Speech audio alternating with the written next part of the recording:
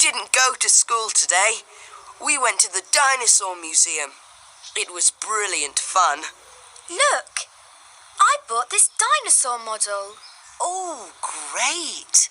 What did you do there? We saw dinosaur skeletons and bones. And we learned all about how dinosaurs lived. Wow, that sounds really exciting.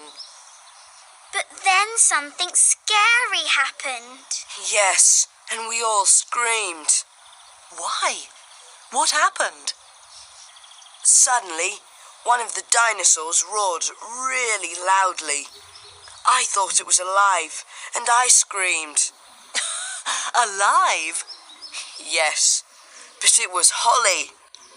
The dinosaur was a robot, and she was making it move by using the controls.